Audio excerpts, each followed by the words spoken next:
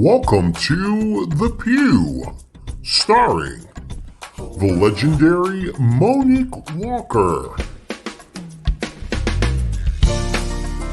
Javis Mays, C. Ashley Brown Lawrence, Ron Todd, and reoccurring co-host Joe Smith. Get ready, we discuss everything on The Pew.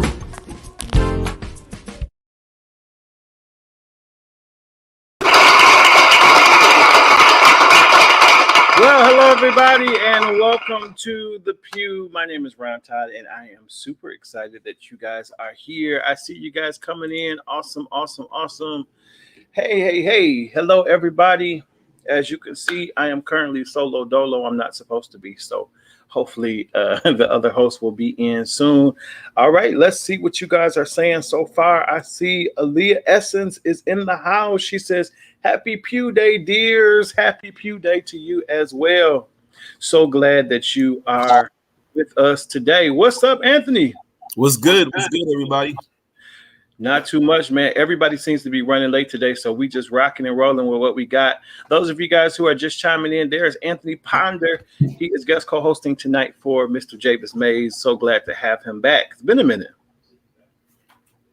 Yeah, I'm happy to be here. Thank you again. Pastor Ronnie. Let's see. Sharice Live says, good evening, everyone. Good evening to you. So glad to see you. Pastor Ron, come on, background. Wait, what'd you say? I said, I see you with your background. Oh, you know, we try to do a little something. Good evening, Kevin. Thank you so much. Kobe Bolden said, it's Pew Day. Hey, Pastor Ron. Hey, Kobe. So glad that you're here with us tonight. Savannah Blunt, I see you. She says, hey, Pew crew. Hey, I see you with your profile picture there, Savannah. All right. Hey, Savannah. My mother's on tonight. She says, hello, everyone. Hello, Bishop. Come on, Bishop Todd. All right. Mickey Green says, good evening, Pew crew. Good evening. So good to see you. Melanie D. Robertson says, hey, Pew family. What's up, Melanie? Thank you so much for being. Oh, y'all got these profile pictures going on. I see you, Melanie. Renee Rogers says, hey, Pastor Ron and guests, I'm still at work. And hey, Miss Renee. She's still at work, still supporting. Renee was just at church with me. Renee, did you see my quick change? You see how I did that? So thank you so much for hanging out with me. Again, guys, I don't want you to count the rest of the crew out. No one has said that they won't be here. I know Ashley is running a little late. And again, Anthony is in for Javis. So I pray everybody is good. And yeah, we going to keep it rocking and rolling. So Anthony, how you been, man? Man, I've been great. I am super happy that we're able to be outside a little bit, you know, have a little bit of normalcy, have a little bit of fun, see actual people, you know. Dude, I know, right? And the weather is not helping it. So, you know, you kind of want to just run out and just enjoy it, you know. So, like, everybody's been asking me, like, so do you still wear your mask? And I'm like, absolutely. So where are you, like, with your whole mask situation? Yeah, good question. So, you know, at first when they released the ban with the mask and stuff like that, I was adamant about keeping it on, but I take it off. I don't wear it as much anymore. I only wear it if I have to. And honestly, I don't know any environments where I've had to. So, you know, working out with a mask is not easy. So, oh man, I kept it on for like the first week, and then, you know, I conformed and I don't wear my mask anymore. Yeah. So, like, it's funny because here in Michigan, like, everybody wears a mask. Like, you walk through Detroit, they're masked up everywhere. But, like, when I'm traveling, like, nobody has them on.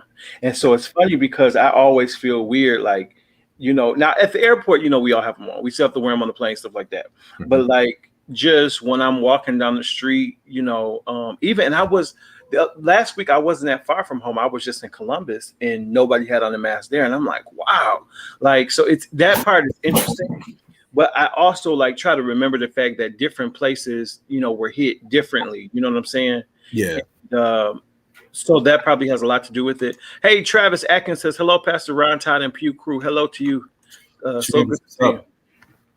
But I think the thing is with over here, Jersey, New York, we're about 70% vaccinated. So I think that's why wow. Yeah. So, it makes a big difference, obviously.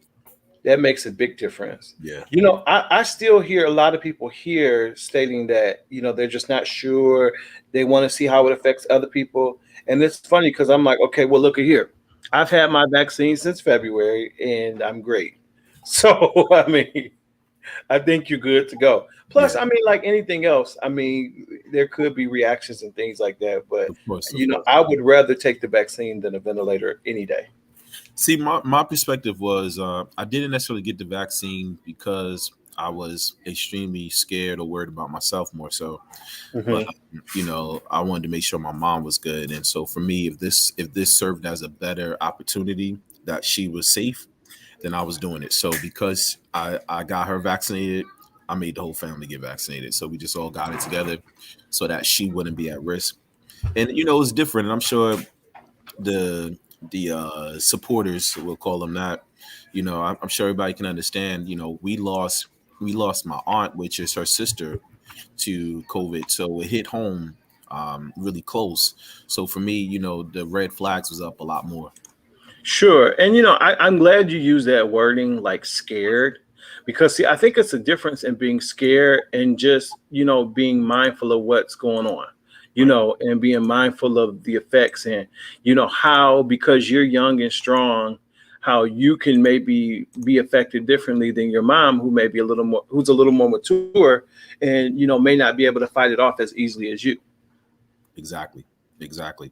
Yeah. My thing is that, I needed to protect mom. So as best as I can, I try to do everything. Oh my goodness. The legend is here. Wait a minute. I'm sorry, guys. Wait 1 second. Wait, I wasn't ready. 1 second. Hold on, guys. The legend has made it. I'm sorry, I wasn't.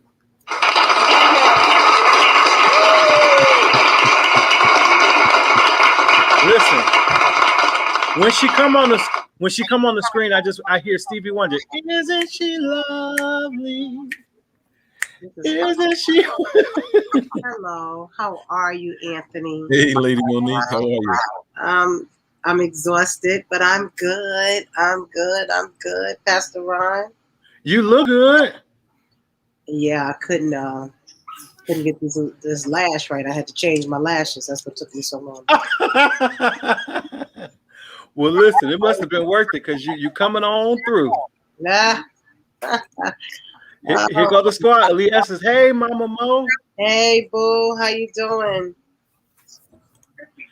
Jan Moore Millender says, hey, Pastor Mo. Hey, how you doing? So just so you know, Ash is on the way. We all know that Ash is preparing for her live recording. And so she's just doing some finishing things and she'll be right on with this. So we're excited about that. Anthony is here for Javis. Javis is getting his doctorate. So he's got some stuff going on. I'm so proud of him. I'm so proud of him. Like, that's awesome. I'm so proud of him. Oh my God, he's doing it.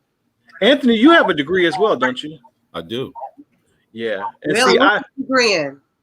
Just business. Good. Yeah.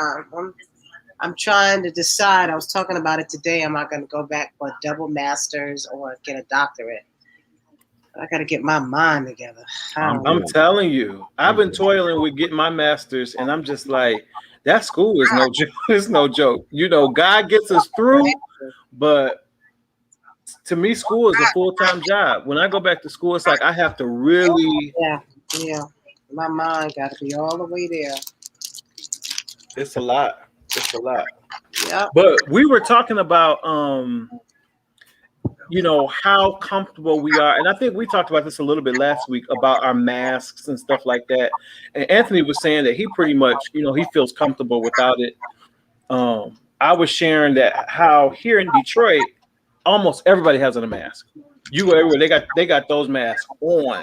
But as I travel, I don't see a lot of masks, and I feel almost strange. And it's almost like people are looking at me like, you know, we not doing that no more. You know, no matter. And I'd be like, well, I am. So I don't know. I wear a mask like if I'm in the grocery store. You know, if I'm in my office and somebody comes into that closed space, but as soon as they walk out, I spray and take it off. You know. But you know, other than that, you know, I'm okay. If I get together with friends and I know we all vaxxed, you know, I'm good. You know, but I'm in the middle with a mask now. I don't think I wore mine. Today was my school's graduation. The kids graduated from high school, and it was outdoors. I don't think I had my mask on at all because it's so muggy and I have breathing. So it just makes me wheeze. And I don't know why I've been wheezing so much lately. So I didn't wear mine at all day. When I went to a restaurant, I put it on as I walked in. And after I took it off, you know, it's too hot. Yeah. Mama said, I'm not taking my mask off yet. I know that. I don't blame you, yeah. Kiana Parker said, California is open, but I have to wear one at work. Yeah. David Miles says, hey, Pew. Hey, David. What's up, Mr. Miles? You know, it's weird because I went to a restaurant this weekend and I realized that not even the servers are wearing masks. And this was not even service. Yeah, not even the servers. Oh, no, that's crazy. No. I think so, too. But I think it goes back to what I was telling you because I was in New York. So, you know, 70% of them are vaccinated. So I think they don't require them to do it anymore. Yeah. But, you know, I feel like New York, y'all just like us. If anybody, we should have our masks still on as hard as we was hit. You know what? A lot of people here, like in the street, when they're outside, they don't have them on. Outside is a little different because they say outside is better. Yeah. Well, I definitely still see people wear the mask outside. But you know, again, majority of people don't have them on at all.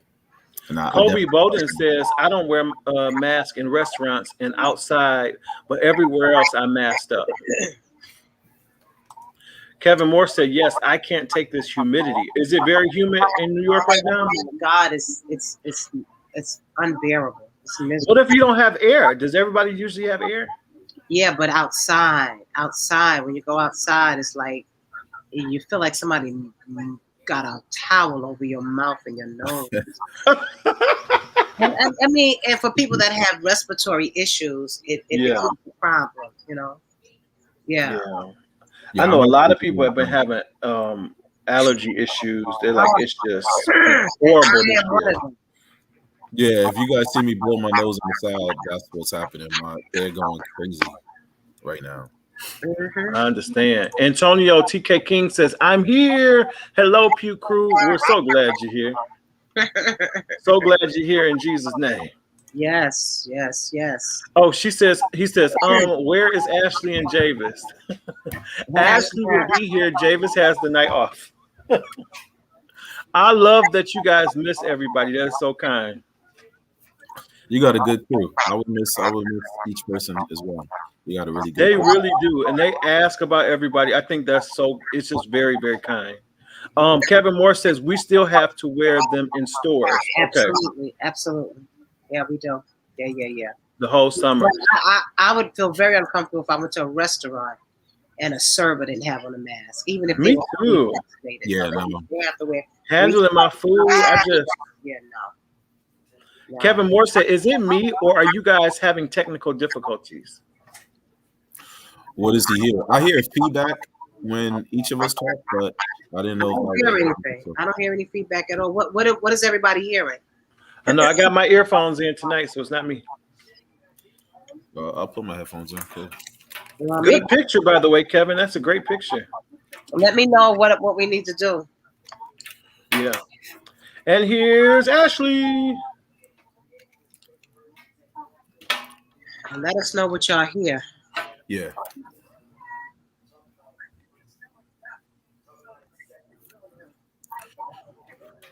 Sorry, I thought I saw Ashley coming in. But yeah. There she is. Lady Ashley, what up? What up? What up? Hey y'all, what's up, Ed? What up?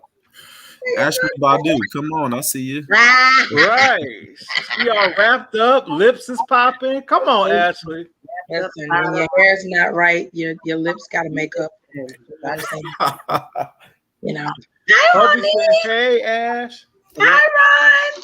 Hey. What's up? So y'all got to catch me up with some of the crazy stuff Pastor Ron has been saying. I mean, what? Honey, he got something every show carries on. Listen, we don't have the time. I was going to say we don't have the time. Monique, really? Oh, listen to y'all. Oh my God. That is hilarious. It don't be me. It be the people. See, it be the people. Oh yeah, we're gonna blame it on the people. Right. That makes sense. Okay. They get him started. Jam. Hey, Renee. Listen, I was hoping Javis was on here so I could tell him how much I appreciate him, but I don't appreciate him. What did he do? Because I'm supposed to be on a diet for this recording. I've been, drinking water and eating rabbit food and all that kind of stuff. And then lo and behold, I get a delivery at my door. It's popcorn. And this done came in. Popcorn. Oh, yeah. I got it. I got mine a couple of weeks ago too. And that popcorn is good, y'all. Oh my God. Y'all. Yeah. It is really good. I was being super supportive. So I bought three of these. It was a three. Well, I'm glad you were, because my church doing the same fundraiser. It starts July 13th. So when I send y'all the text support, please. With that same popcorn? Same popcorn. Yes. Listen, there's somebody else down here that's selling this popcorn. I don't know who this Double Good company is, but they are making their coins. You hear me? But the only thing, they're very expensive. Yeah, and it takes expensive. So long to come. You bet not. It does. Now I got mine from Javis a long time ago. No, I just got mine like 2 weeks. Yeah, you're gonna wait about a month and a half, 2 months for some popcorn. That sounds about right. And pay about $100 for a bag. Right. But see, I know fundraising. Now I don't know if she's selling this or she not, but well, listen, it's worth it. I know what you don't have to wait for. You ain't got to wait for that Ovania. Listen, you sure don't. Listen, you order it within a week, you have it. It be at your doorstep. 2-day postage. Don't tell the people that. Some people had to wait because I didn't have shipments in, but yeah, I try to get it out as soon as I can. She gets it out. There's no excuse for anybody to be their hands to be ashy, for your feet not to have. Listen, get it. That foot scrub. I saw a clip of the foot scrub the other day. You got to get it. Thank you. Listen. Renee's still at work, but she's on her post. Elvania.com. Thank you, Renee. I love you, sis. Make sure y'all go. Listen, Pew Crew, if you haven't ordered in the last week or two, come on. It's time to put in some restock. Some new orders. Yep. Yeah. But now, Pastor Monique has been busy. And see, I want y'all to get into these looks. Get into it. Get into these looks. Oh, God. Get into it. Get into these looks. You look at the skirt. She's giving you shoulders. All of this is 55 though. Let me explain. Let me explain. That's the new 30. Wait. Look at that. Get into these looks. Look at that. Hourglass shape. Hourglass. Oh my God. She's giving you curves. She's giving you Coca-Cola bottle shape. Look at that. My God. It got I gotta lose some of that. No. Look, get into it. Get into it. Look at this. Now that romper is everything. It's everything. Well, listen. No, what it is, my daughter has a clothing line. She does. And we did a mother and daughter thing for Mother's Day. So that's a dress that I love so. I love this dress. You should. Yeah. You should, because it looks wonderful on you. Yeah. I have to lose some weight though. I can't even bear to look at the pictures because I feel like I look so fat. Really? No, you look great. Yeah, I feel like I look like, especially in that yellow. Monique, please get as far out of here as you can possibly get. Ooh, huh? Please get as far out of here as you As possibly. far. I'm telling you. That orange looks great. You definitely don't look. Thank you. Thank Everything you. she had on Look at those was great. legs. She's giving you All right, legs. we done in that seen one. all this. Pastor Ron, you can take it down. So this must be in place of the music. Thank you. What? I like that you did that. In No, place of the you know, music, that's we good. have. See, when you're a legend, you have so much. No, I'm you got not. your queen, we have to talk about music. But no, seriously, a lot of people, if you don't watch Pastor Monique on Sundays, I need you guys to start. What time do you come on? 3 o'clock? 4. 4 o'clock. And sometimes I'm late because I'm doing engagements, whatever, but I always go back and watch because it's so powerful. Just like this. Where are we going? After we brag about who we know and who we sang for and who we preach for, then what? After we talk about, because I think it's everybody, every preacher, it's their goal. I guess if you make it to Woman Thou Art Loose or to the Potter's House, that you at the cream of the crop. And I think that's a great accomplishment. I think that's wonderful. I think it's wonderful, and I applaud you. But after, wherever you go and you brag about where you've been, how many people were touched by that? How many? How many people were edified?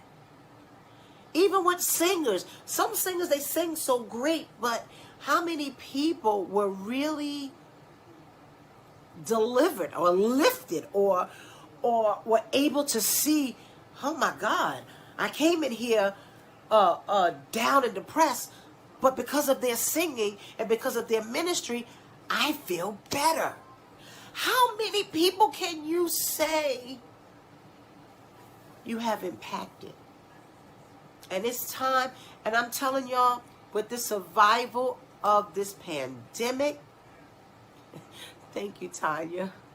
With the survival of this pandemic, it has me thinking totally different. I'm not going to wear myself out going here, there, and everywhere and find myself tired. And there is, at least when I lay down, I can say, wow, somebody was blessed. Somebody was delivered. Somebody was touched. Somebody wanted change. If I'm not going to do that, I don't want to do it. I don't want to preach. And I don't want to preach just to say, oh, she's a cute little preacher. She can preach. Or to say what platform I've been on. No. If I go to a storefront church and I go each and every time I have to preach, as long as somebody is delivered, then that's what it's all about. And if I make it to a big church, if I make it to if I make it to any of these places, I just want to know that somebody was blessed. I just want to know. I just want to know that I treated somebody right.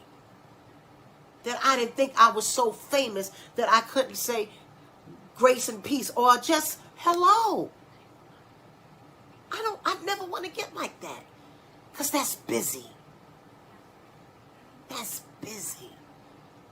And it's not impactful. And we as people that are in ministry, that go places, we've got to be careful, because there's been sometimes that people will preachers will preach or whatever, and people were blessed. But then after the service, they were so nasty that the people were just as turned off because they were nasty. Say, oh my God, I went to say hello and shake their hand, and they looked at me like I had COVID. Because people will do that. If you sneeze or cough anywhere, they're gonna treat you just like you got the plague. So we've got to be careful, and we've got to ask ourselves in all that we do and all that we say, am I impactful? Woo! I was on when she was doing that one. That's my favorite. Impactful or busy? Are you impactful? Yes. I'm busy. Busy, not in doing a lot of stuff. Some folks is just busy. Yeah. Pastor Monique, the heart-wrenching thing about what you said, because when you really love God and you really want to see God's people blessed, and to think there are really people out there, they preach their house down and then they're nasty to people. Yeah, yes, it's not That good. is, when you think about it, it makes me ache. It's horrible. But it's true. It's so true. It is. It really is. It is. And it's really sad in the gospel community. Like, it's really, but that's what's more prevalent. That's where it's prevalent. The part that confuses me about the gospel community being cocky and brash is that we can't even take credit for what we do. It's not us. You bragging and getting puffed up about a gift you can't even supply to yourself or anybody else. That's right. Like, you have to depend on Jesus just to open your mouth and be impactful. So how in God's name can you be so cocky after you get off of a stage that had nothing to do with you, that had none of your spirit working in it?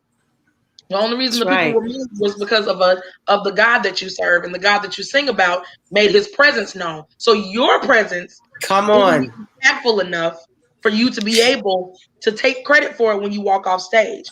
But you still get all these, and you're thinking that that's for you, and it's not. It's for him.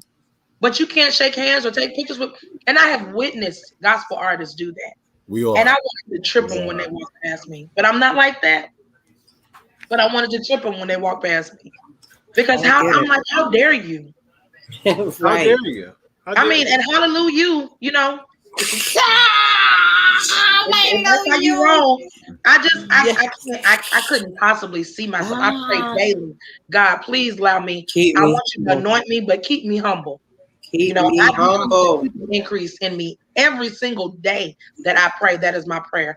God, I think that you can increase, because I can't do this from the muscle, and I'm not doing this for me. I'm doing this for your glory. When people are realizing that that's the big picture, you can shake hands and take pictures and kiss babies all day long, because you know it could be somebody else in your position. That's right. That's right. Absolutely. It has to come along with humility, because you know that God did not have to choose. I can't even get into it. Absolutely. Absolutely. So that's something that takes you somewhere else. I'm serious. Yeah, absolutely. You can't be cocky and preach and sing the word of God. There's no way. You can't do that. That's right. Not it lasts long. That's right. Please, guys, if you're not already following she's Monique Williams on Facebook, make sure you follow her.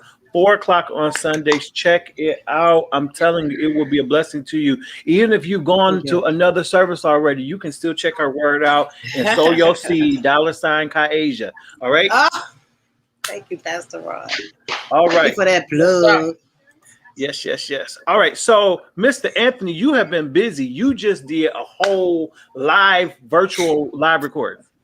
Wow.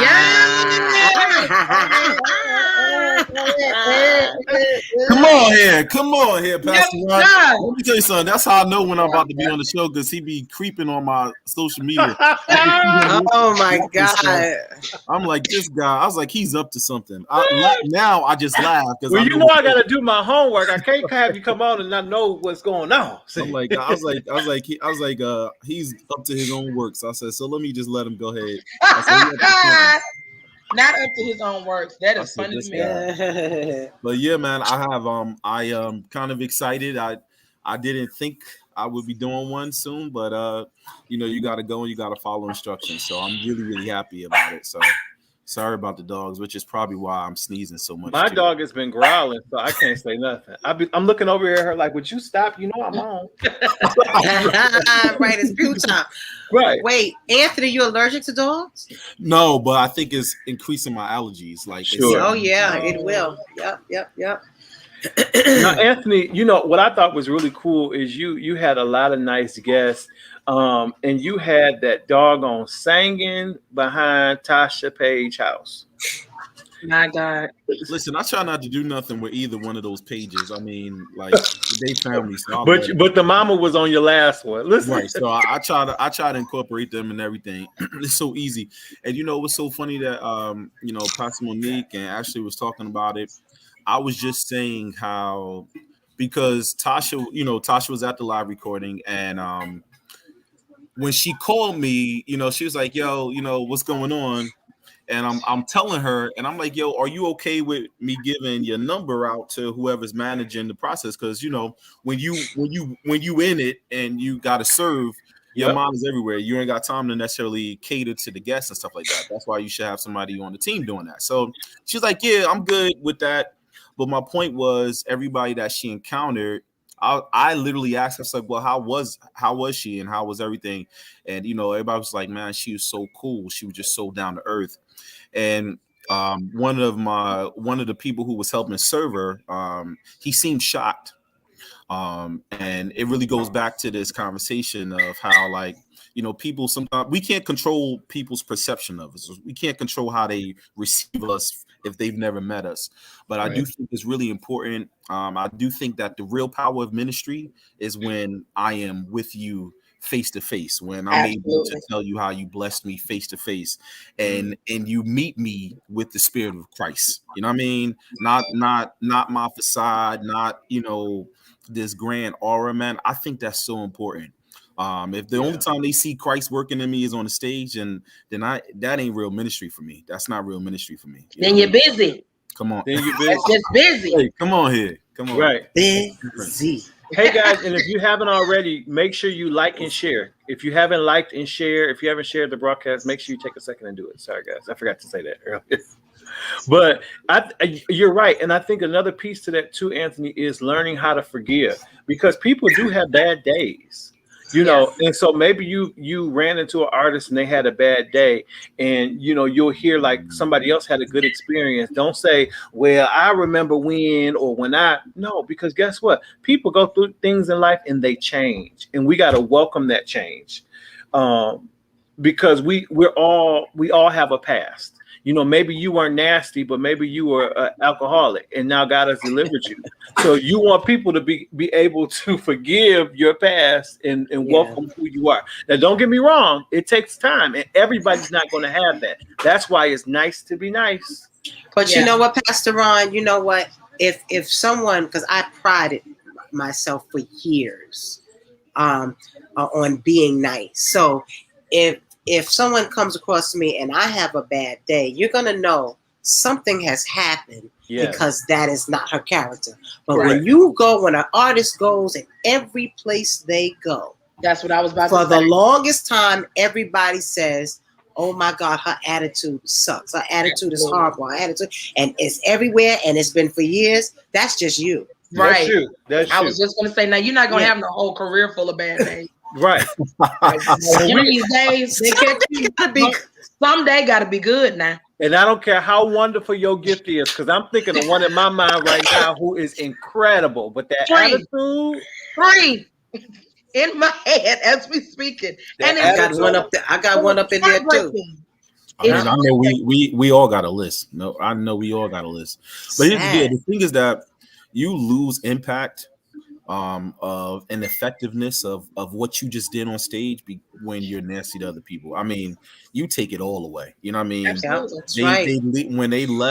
When you left on stage, we were on fire. God was moving, and I felt change. And then when I met you, there was such a mighty shift the opposite way. And so for me, like, again, that's why I consider that real ministry. That's character. You know what I mean? And I don't think that the Holy Ghost. Sorry, I don't think that the Holy Ghost stops working. That's right. That's right. That's right. Absolutely. Hey, Pastor Darlene. So let's take a little bit of a look at what happened that night.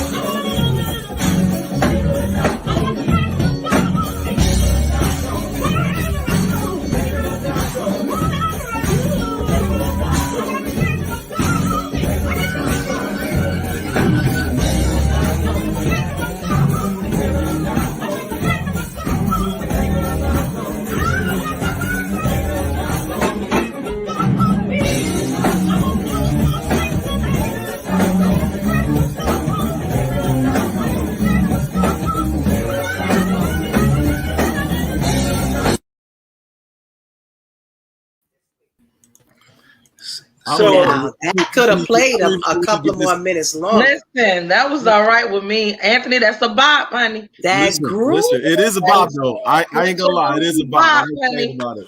And she took it to another level. I mean, them page girls, they will reprise and make up a melody.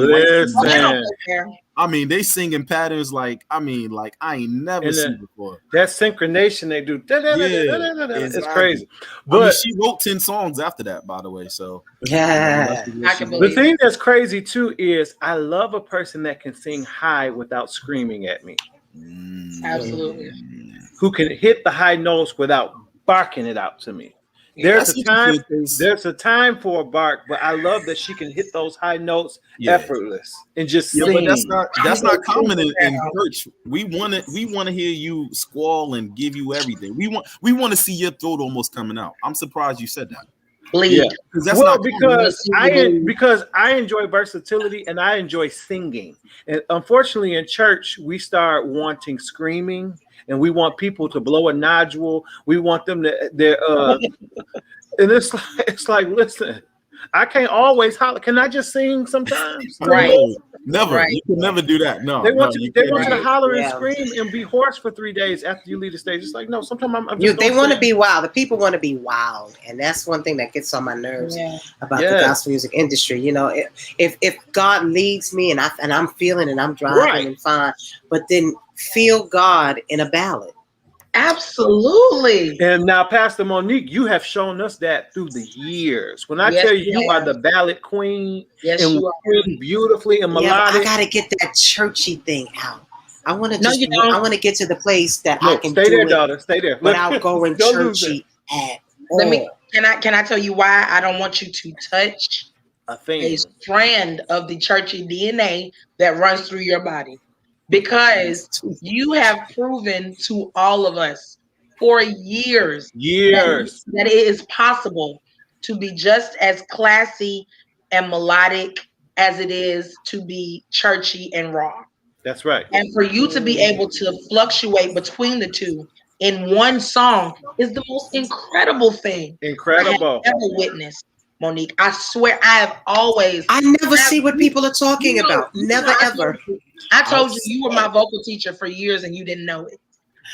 And that was one of the things that I have always admired about the way that you minister is your ability to fluctuate between being melodic, being soft, being, just a beautiful tone in your voice being revealed, and then grinding us to a fine powder.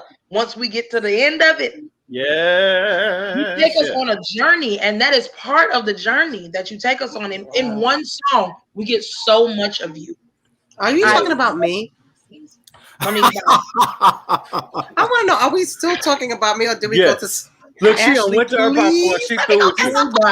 Hold on. Making it look like it tastes so good. Wait, Kobe Bolden said, first of all, come on, shoes, Mr. Anthony, Mrs. Okay, wait. Let me tell you about those shoes. So listen, Tasha has a new shoe collection coming out called Tasha Marie Collections. Those shoes are called Showstoppers that she had on. Now, you'll be able to pre-order shoes from her in 3 weeks, okay? So make sure you stay tuned to her social media platforms, anything at Tasha Page Lockhart, and you'll be able to order the Tasha Marie collection. Pre-orders are in 3 weeks. It's funny that you said that. So shout out to you, Tasha. Make sure you got, because the shoes are incredible. If you're a heel wearer, ladies, if you like a good pump or a good shoe, I know, Ashley. You and Monique, she can give you a shoe now. Check it out. Shoes are my thing. I get happy when I see a good shoe. Me too. Oh God, I love shoes. Now, Lady Monique, I don't think I'm gonna have to disagree with them. He just got hired on as our new musician at our church, and he is one of the most incredible musicians I've ever worked with. So shout out to Kenny Jarman.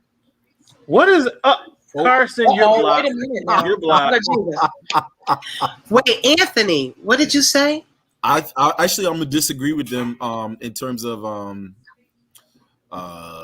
goodbye, Carson. Slow songs, only because I think that I got a chance to hear versatility on your solo record, especially because you did a little bit more R&B stuff. Like that's versatility. You did a lot of stuff on that, but I disagree with them that I don't think you got an opportunity. I didn't get a chance to hear just you chilling on a record until your own stuff. Like I think Hez's stuff is choir based, churchy, and that's cool. You I think you met the need, and we fell in love with her that way. Absolutely. Obviously, I did too. But I didn't think that you got a chance to just chill like you. That's like true. You wanted and to explore other things. Well, I've worked with a lot of different producers that really brought something out of me that I never knew was there. So, Yep. I think that the reason that we didn't get to see her in her entirety of her mellowness and her melodiousness is because his music does call for, of course, a churchy part of it. Oh yeah. But she showed us that it's possible to show. What I was saying was, she showed us it's possible for her to show every aspect of her vocal ability. But you know what, Ash? Was shown in every song she did. On one song I did, she gave us mellow, so we knew what she was capable of once the solo album came out. Yes. But you know what? One song that she chilled because she already shown good. One song on Hezekiah's album, I did it with Kirby. Here I go again. Yes. Now, I didn't even know I could, because my voice is so harsh, and I didn't even want to do nothing. When she sang that one line, I was almost gone. Jay Moss did that. And Jay Moss said, do it like this. And I'm like, I can't do that. He said, yes, you can. Sure. I never thought my voice could ever be soft and nice and calm. Yeah, that's the only song but I was able to do. Even though the song kind of had a groove, but even that, there are so many things about the wheel, but it was still smooth. Yeah, that took a lot, though. It took a lot. So, Anthony, you had some other guests there that night. And speaking of going to church, y'all look at this. Do you have it? We did through pandemic, epidemic, twin demic, and still we got victory. Because he brings us out of them all. Up and down and in and out. But he brings us out of them all. Sick and well and this and that.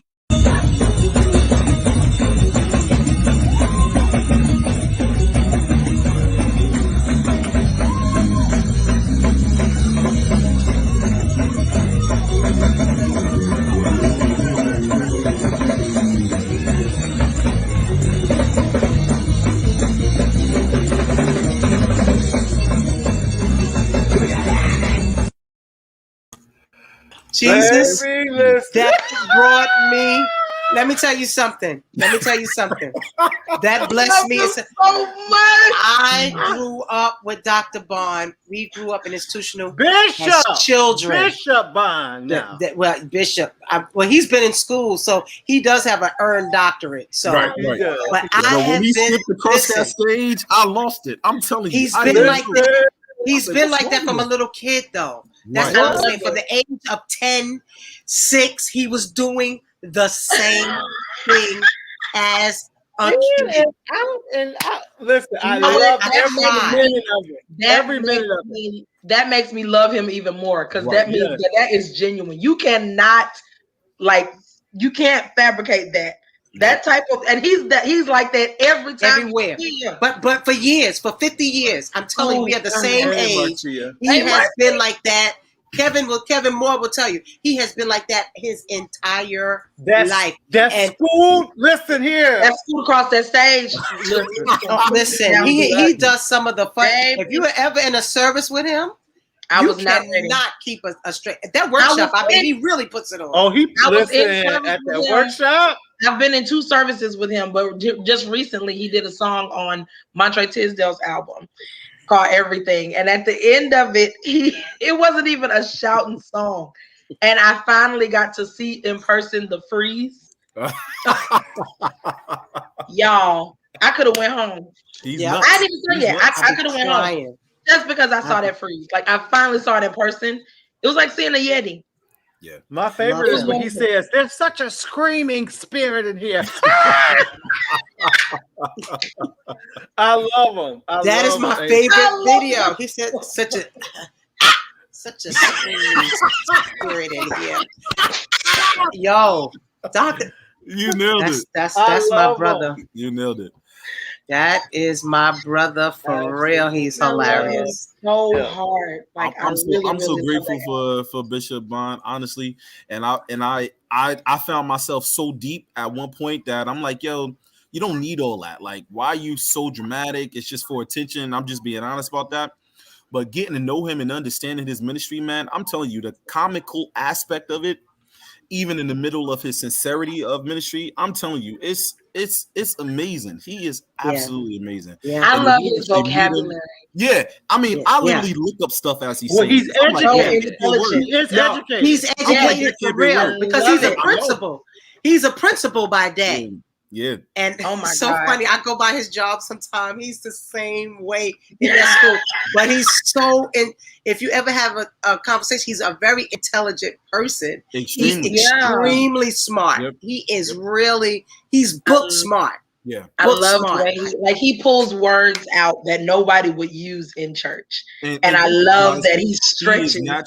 He's naturally spirituality and using education into it. Like when he introduced that song on Timothy Wright's album years ago that James Hall did.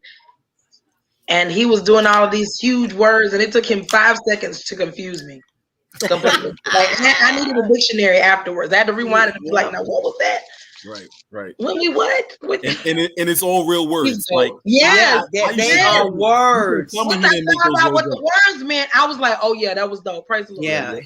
Yeah. He taught me some words, plethora. Right. Although that's a simple word, he was the first person. And that was we was little. About a plethora. Oh my gosh. We was kids, Lord. Yeah, he's always been so smart. Yeah. Oh, so Sister Renee reminded us, when you watch Pastor Monique, make sure you sow. Oh, that's my sister.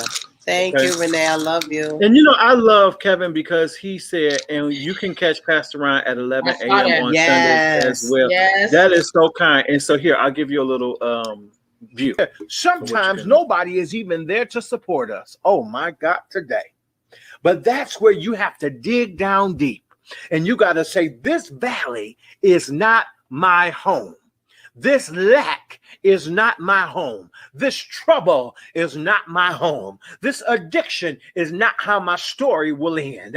You are on the verge of seeing the valley transformed into a gateway of something amazing. What are you saying, Pastor Ron? God is about to do something unusual, out of the ordinary, something that will thrust you to a new level. Oh, come on. I need somebody to give me some hearts. I need you to say amen right there. Because see, King Saul wasn't for David. But that didn't stop David. David's family didn't believe in him. His brothers made fun of him, but that didn't keep him from his destiny. What are you saying, Pastor Ron? Don't be discouraged by who is not for you or by who doesn't cheer you on. You don't need them. You don't need a cheer squad on the sidelines with pom-poms and short skirts. You and God are the majority. He is breathing in your direction right now. You're about to come out of that valley. It's going to happen sooner than you think. There is a breaking. There is promotion. There is healing and divine connection that's headed your way. Come on, you got to get ready for the valley to be transformed. I know it looks permanent, but the things are suddenly going to change. Suddenly your health is going to turn around. Suddenly your business is going to take off. Suddenly your child is going to get back on course. And that valley is leading to your victory. Oh, come on, somebody. If you believe it, shout a praise right there. Woo! is getting ready to transform. It's transforming. David was in the valley of Eli. Goliath is coming down the mountain to face him. See, David didn't have any armor. David didn't have a sword. David didn't have a shield. David didn't have armor. All he had was his slingshot. And he reached down and picked up 5 smooth stones that he found in the stream. And God is showing us there's provision in the valley. See, David didn't bring the stones into the valley. He didn't have someone helping him. He didn't have somebody giving him the stones. What he needed was right there in his reach. And see, what you need to get out of the valley is right within your reach. You don't have to wait on some person. You don't have to wait on some good opportunity. You ain't got to wait on a company to call you. You don't have to wait on a neighbor to help you out. Look around and look in you. Sometimes all you need is a praise. Sometimes praise is your weapon. Praise breaks the chains. Praise confuses the enemy. Praise makes you powerful. Is anybody hearing me tonight? See, when you have praise coming out of your mouth, you're unstoppable. Oh my God, today. When you have praise coming out of your mouth, listen, the enemy cannot keep a praiser down. Just ask Paul and Silas. As they sang praises at midnight, the prison doors flung open. Just ask Jonah, sitting in the belly of a great fish. As he offered a sacrifice of praise, the fish spit him out onto dry land. See, all David had was 5 small stones that didn't seem like much. But a stone with God's favor is more powerful than an automatic weapon. Is anybody hearing me today? See, your praise may not seem like much, but you pray, angels are going to work. When you praise, Jesus begins to change things in your favor. And most of the fight we fight is not physical. See, a lot of times we think everything is physical, but they're spiritual. And a praise is a powerful weapon. When you praise in the valley, it's even more effective because the enemy expects you in the valley to be negative. The enemy expects you to be bitter in the valley. The enemy expects you to be complaining in the valley. But when you're going through the day saying, Father, I thank you that you're still on the throne. Father, I thank you that you're bigger than this problem. Father, I thank you that no weapon formed against me will prosper. Our praise will cause you to defeat your giant. Well, all right. Listen, you better preach here. And I mean preach. My God, my God. You better let the Lord know what you're saying. It was like Yes, 1,000. It was a Lord. million people there, Doc. Come on. Right. I mean, tuning and everything. Wow. You know what's so funny about that? You said that I'm so oblivious to the fact that I'm tuning. But I get it. Sometimes you talk, yeah. Until you just said that, I didn't even catch it. But there was like a little tune there. I guess I'm so used to somebody picking me up. C sharp, Doc. No, but it's church preachers for show. Church preachers for show. Yeah, but we got to learn how not to get complacent in the valley. Yes, Lord. That was good. What was the topic of that? What was the topic? What was your from valley to victory. Come on. That was the line that I heard that I was like, oh, that was good. That was a good line. Yep, Ashley, come on now. Wait, you'd have to steal that. My Lord. Yes. That's all right with me. Yeah. Now, Ashley, speaking of having the victory, she got it. But because see, this week was all about current things.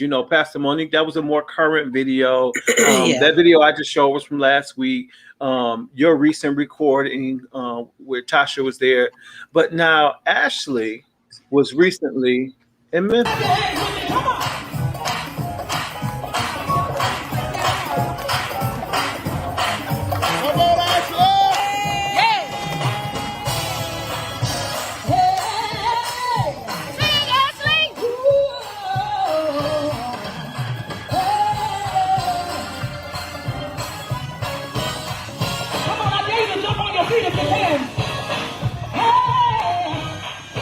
Hey, hey,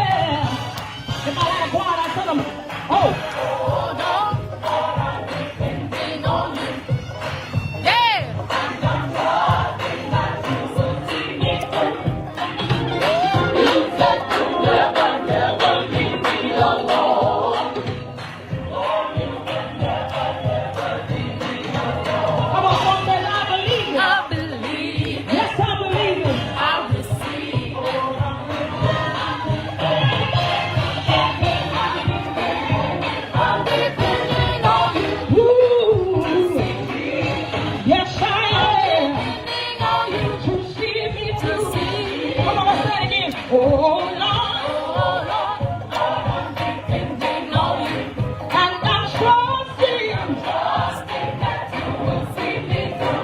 You said you never, no, Lord,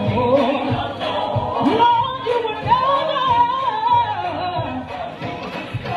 So I believe, yes, I believe, I'm depending on you.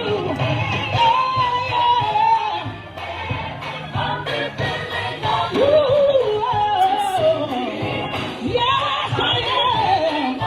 To see me through. Now listen, in my life, I've had some days. I've seen sunshine. I've seen rain. That's why I'm holding to the master's hand. Ooh, he sees and knows, and he understands all of my burdens. I'm wrong. I'm depending on you. I'm depending on you. I'm depending on you to see me through. I'm depending on you, God, to see me through. Oh Lord, come on, clap your hands with me. And I'm trusting that you will see me through. You said you never.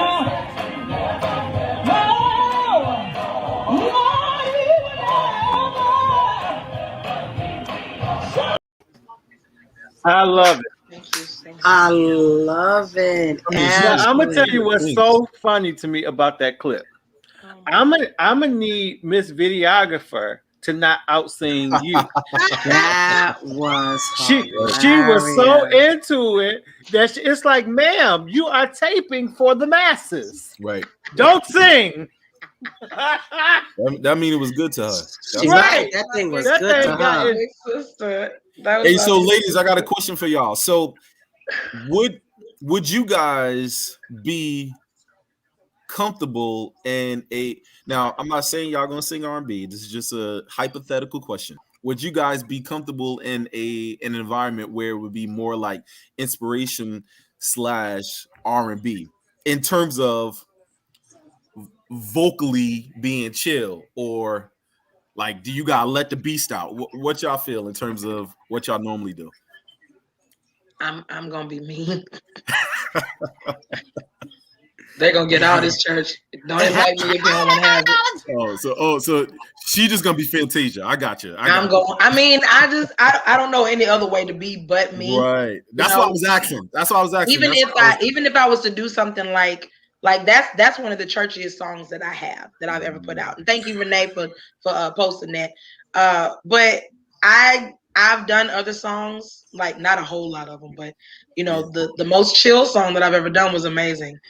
And even at the end of that, I have a tendency to kind of church it up. That's just the way that I am. I know that's who you are. That's why I was asking. If I feel it, you know, and I feel like somebody is actually being blessed by it, then that makes me push a little harder to kind of get the point of the song across.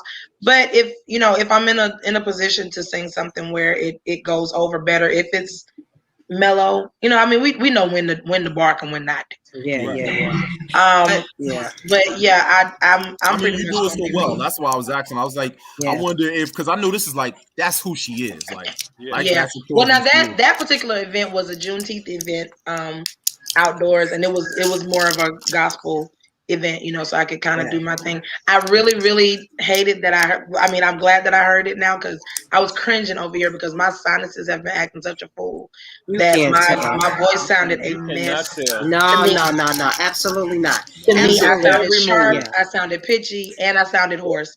Anyway, so I'm just not this as well. But with me, I could if I had to go someplace and I had to do one song, and I had to do, you know, because there's things that happen. I had to sing like for the mayor and things like that. Yeah. So that's when I concentrate on more of a feeling. Yeah. Like when I listen to Celine Dion, yes, there's a feeling, and her placement. You know, she's a genius. Just know where to put it. And, He's a and genius. the old Whitney too. Place Oh yes. Oh yes. where Lord. you can sing something and just hit them with a little and bring it back. Yeah, that's a perfect situation. I'm saying, like, What- if y'all was singing for the mayor, would you be good there? What is the? I mean, you, What is the no, but I'm saying She working that tongue action. I said, hold. but you. Ron. No, what I'm trying to say. You give them, you, and that's where I want to concentrate on having my voice being good, and then you just hit them with a little bit, but let this whole song be with so much feeling. It's like, Yeah. Yeah, Now I mean the same thing. Like if I'm singing somewhere like that at a formal affair or something like that, like I'm not gonna be squalling all over these people if they want me to sing. I can't squall a Celine Dion song. Because you love me should not go to church. You know what I'm saying? Right. Can't we turn something up though? Listen, it's very easy. The thing that's hard. Low key, Celine be churching up a little bit. She definitely has some of. Who's that? Celine Oh Dion. my God! Oh in. yeah. Oh, But you guys, some songs I'm like, what? But you know what's crazy, guys? My voice is naturally actually a little more soft and melodic, but I'm a church kid, and so what's crazy is I tend to want to sing more melodic stuff, but I've always sang churchy. So it's just like, do you guys remember a few weeks back when I had to do the secular song? Remember for the first time? I'm like, oh my God. But I was kind of churchy. And I'm like, this was the prime opportunity to be able to sing more melodic and not work so hard. And it's in you. Yeah. But I love those moments. I actually appreciate the moments where I don't have to always be. That's so funny. Well, I don't always have to be so churchy. Like, I love moments where I can sing something like something by Whitney or something by Carrie Underwood or that Carrie be singing now. Man, let me tell you something. There's those moments where you have to be intelligent about it and you have to sing more melodically and you have I just read this because everybody was complaining about my mom shaking the camera the whole time she was taking it. Thank you, Miss Jane. He's proud. But I love those points where you have to depend on your heart and your feelings to show your vocal ability. That's rather than like ministering and like really growling it and churching it out there. I love when I get to sing that kind of stuff. Yeah. It's been a minute, but All right, folks. Y'all know what time it is. Lord Jesus. Time for Ask the Pew. Let me pull up these good questions on tonight. Churchy for no reason. Yeah. You can't help it. I mean, church people so churchy. For no reason. Okay, here we go. We'll do our jobs correctly. So we've reached out. Sorry. Hi, everybody. My name is Derek. I've got a question I hope you guys can help me figure out. As you guys know, with everything in the pandemic and whatnot, people have become very short-staffed at work, and the business I work in is no different. And so we have been so short-staffed, we have not been able to do our jobs correctly. So we've reached out to sister locations and even higher up management to try and get the word out that we need help, and nobody was willing to help us. It's now been a month and a half, and we've seen little to no help from anybody else.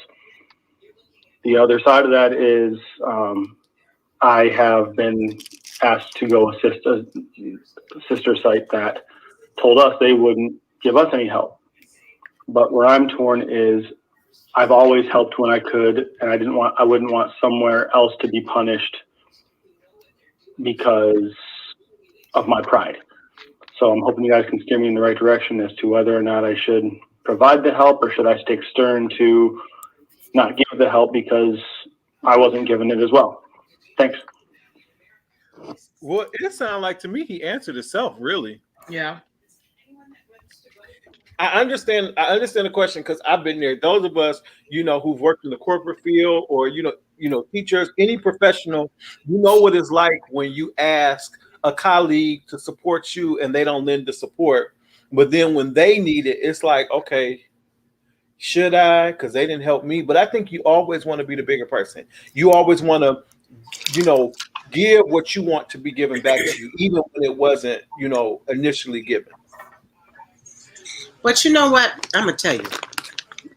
I talk about this on my lives on Sunday because it just makes me so angry when people say, I just hope one day somebody will do for me what I did for them. And my thing is, I'm going to do things just because it's right to do. Right. And I often say, you reap what you sow, not where you sow. Right. And people are so busy doing stuff for people that they want their attention. And if they don't get it back from that person, then it's a problem. My thing is, I ain't never needed that much attention from nobody. So if I do something for you, or if I help you, I'm not looking for you to come back and help me. Maybe I was in a place to help you.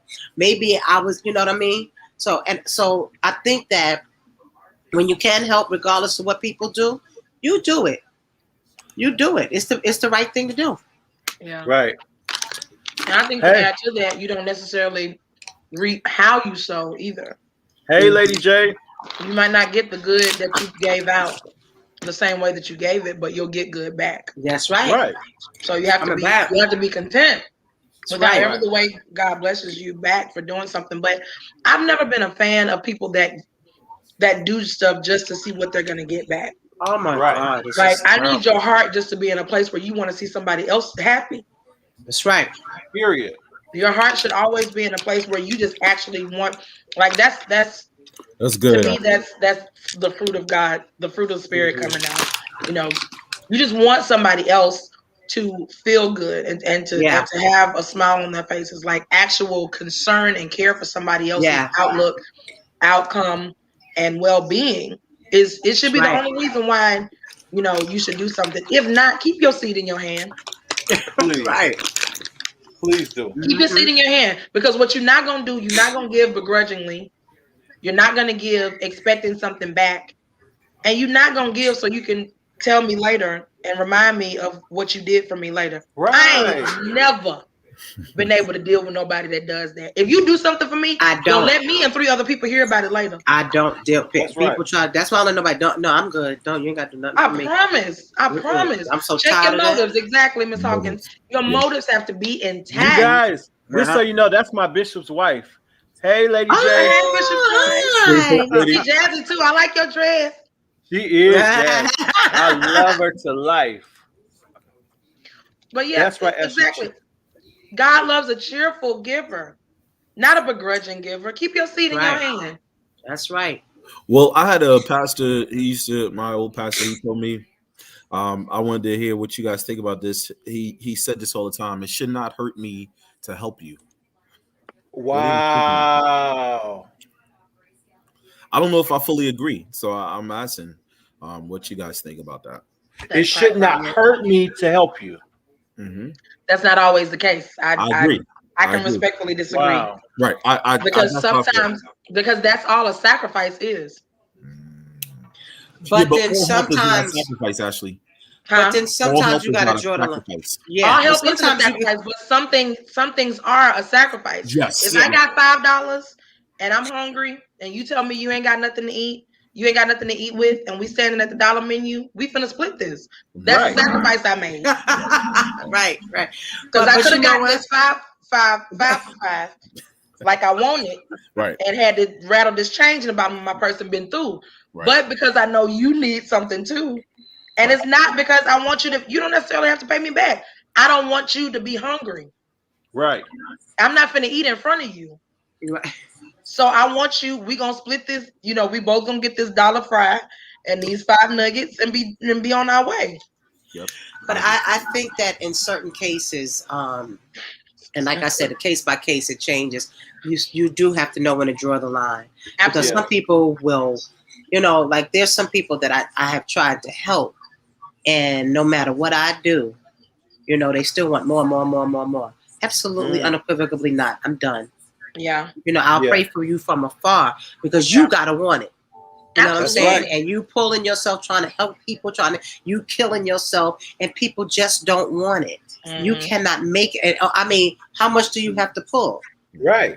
Before you, and I have worn myself out in certain instances trying to get people to want this thing, trying to get people to want success, to want more out of life, and to no, and it's still not enough. You're still mad. You still, I can't do it. Yep. Yeah, I've always told people I can't want it more than you can. Can't want it more than I can't want it more than you do. Like That's I can push you, I can help you, I can encourage you, and do all of that. But once it gets to the point where I'm the only one sweating, and you just sit still, I'm gonna sit over here and wipe my brow and let you do the rest of this. And this is your issue. Harder for your issue to be better than you are. Now you just sitting here watching me work your issue out. No, at some point you gotta want better for yourself. That's right. Mm-hmm. All right, y'all. We got another question. Here we go. I hope that helped you, sir. It did. It didn't? It did. Oh, I'm like, oh Lord, we got more work to do. Didn't either. I was like, no. I was good with where I felt. I just wanted to get other people's thoughts on it. She said, Pastor Mo gets me every time. She says absolutely unequivocally.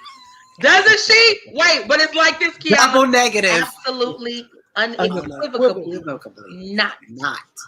I knew it. Done. Wait, don't let her do that, period. I love it. Period with a T at the end. Right. All right, here's our next one, y'all.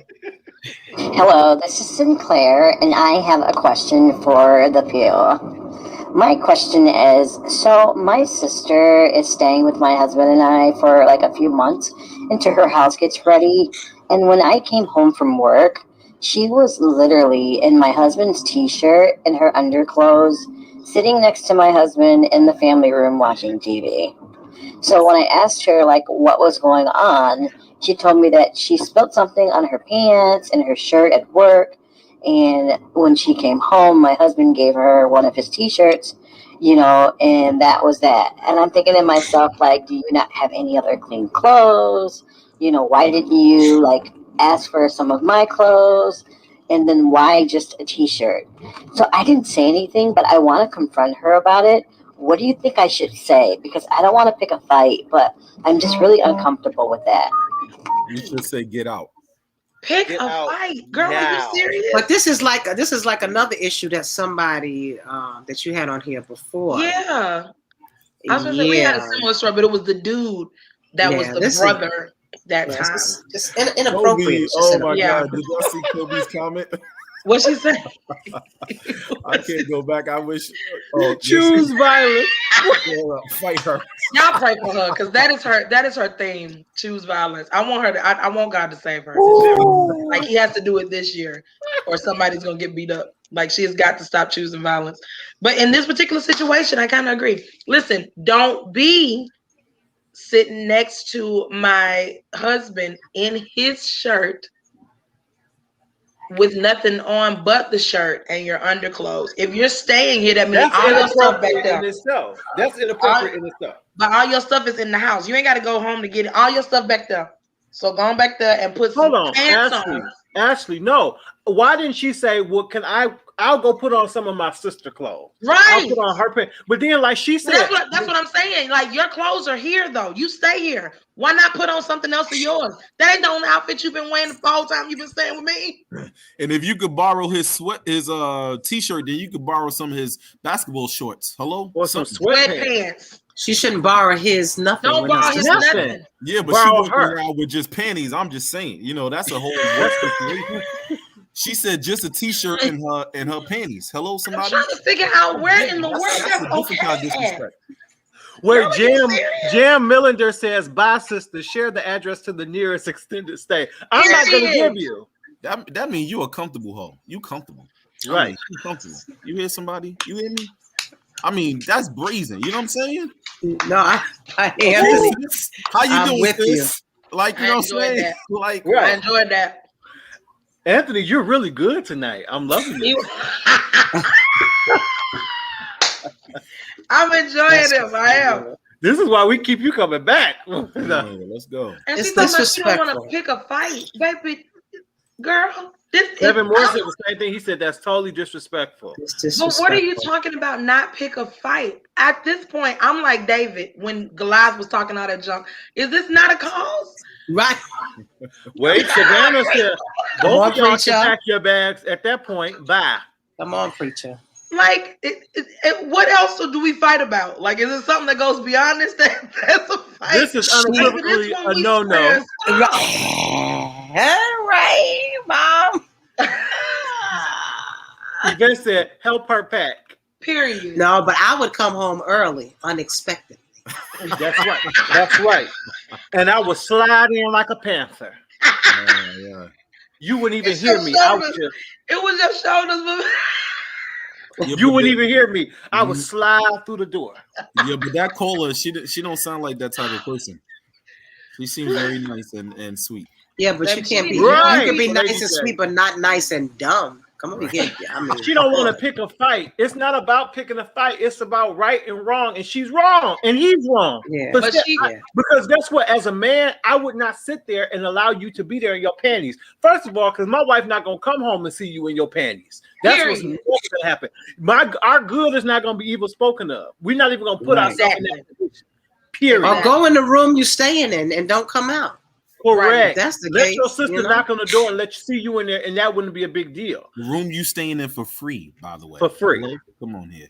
Yeah, no. It's This too- is not it's too okay. much She needs to- 24 hours to relocate. Period, Kiana. Because I mean, Pastor Dolly, wow, very inappropriate. it is. Well, It Lady is. J, the fight has been picked. And Right. the sister started it. So now finish her up. Bye, Ryan. Evangelist Ashley. I am so sorry. That went completely to my flesh. Yeah. Because I could I'm just feeling see like it. y'all sitting in there chilling, chillaxing with your ankles crossed and your panties on. And see, you know, nowadays, y'all don't wear no granny panties. Y'all have on What kind of thongs cute stuff. and thongs. So your cheeks jiggling. And no. See, you see how he always veers? Here he goes. Here he We goes. were driving straight, and he always tends to veer. You off sitting the- there, we just you swerve. sitting there with your legs crossed in the chair. We see thigh. We see cheek on the side. Come on. That's worse than the girl that was wearing a string bikini in front of the woman husband at the beach. It's just too much. It's Sis, too much. you not picking Some no fight. things you have to know better. Some things you just Yeah. have to know better. You ain't nobody stupid. Yeah, But I'm know. starting to feel like common sense ain't as common as we think. that's been the case for years, I'm getting in trouble. Look, Lady Jack passed the time. ma'am. Get your member. Look, we're gonna have to sit you down. Right, 'cause- Look, Get your Bishop member. gonna sit me down for 30 days. I'm gonna have to come up and preach for your church. 'Cause you are- Control your member, man. He's out of control. Completely. I'm gonna be silent. I'm not even gonna be able to pastor my church for 30 days. I'm gonna be on silent. Have everybody been silenced before? Have Yes. anybody ever been silenced In the before? apostolic church? Absolutely. You not be silent. I didn't In think the everybody. apostolic church. Have you been silent before? Oh yes, Oh, twice. yes. Thankfully, Sat down I was and- only silenced once. Each But it church was the I most made it hurtful to, I thing. got silenced. I've always been the type of child where you didn't really have to whoop me a whole lot. If you just Right. talked to me a certain way, Right. it would crush me into a fine powder. So it only took once for me to get silenced, and it broke my heart so bad till I was just like, all right, let me get it together. This How is the long thing were you about silenced being silenced. This is the thing about being Is that silent. what you were silent for? I No, I can't. didn't say that. I said how long. I didn't ask what you Oh, said. I thought you said, Oh, I asked how long. How long? I actually, it was only supposed to be like a month, but I sat myself down longer Mhm. just to kind of make sure Get it that I was- together. Yeah. But wait, yeah. this can be the I hard mean, you know part when you're about- ready. This is the hard part about being silent. You still have to show up. Yeah. And that's And the- especially that's if that you're hurt. active, like Mad a and worship all. leader, choir director, somebody that conduct the service, and everybody used to seeing you up, and you got to show up and sit in the back of the church, and they looking like, why you not? Well, see, That's the I got hurt. silenced. Like I'm saying, like within the last 5 or 6 years, right? So I was silenced, and my friends who came to the church, they were really confused because my pastor called me up to sing. He was doing like this big choir and stuff. He's like, "Yeah, come up and sing, or come up and do this." And I'm like, "Me?" You know what I'm saying? Me. So I didn't know silence. You know, being silenced works at the convenience of the pastor, but it was interesting. Yeah. Well, sometimes they do that according to, maybe they feel led to let you do it, and it's going to help, shift the service. Which I'm gonna tell you, not too many churches are doing that anymore. They don't. They don't do it. First of all, this was they let you live any kind of way. They don't, as long as you're talented. I'm telling you, it was a breaking in that silence. There was a breaking that took place in that silence. There was a humbling in that. Oh gosh, yes. There was a humbling. Humility comes out of not being able to actually operate in your gift like you used to. Like you actually now you have to accept some responsibility for what comes along with your gift. So you couldn't come out of that without feeling a little smaller. And that's right. Well, that's it. That's if we have the right posture. I mean, because you could flip that. Absolutely. Absolutely. Be angry and be upset and be cocky about it. Yeah. Right. Yeah. But the person is the one that did it. What you get mad or get angry for? You did it. Ain't nobody tell you. We willing to forgive you. Ain't nobody told you to do it. Because those are the people that feel entitled to their positions and to their usages of their gifts. So they feel like if I'm doing this, you shouldn't say nothing to me. You ain't got nothing to say. Don't let the fact that the ministry maybe is struggling a little bit without your presence. I mean, you could really let that flesh take over. But absolutely. I mean, like you said, child, let me tell you something. Yeah, part of that is humility. It's really yeah. But with Bishop Walker, I'm gonna tell you, I remember when we first started the church years ago, and the musicians was acting like they controlled everything. He said, what we gonna do, we gonna preach, praise, and go home. We're gonna pray, preach, and praise. No music. We did it for a whole month. No band, no nothing. He said, we gonna pray. He said, because the only thing controls this church is the Holy Ghost. Say nobody. I was like, go ahead, Bishop. Love that thing. And let me tell you, the breakthroughs that we got. I bet.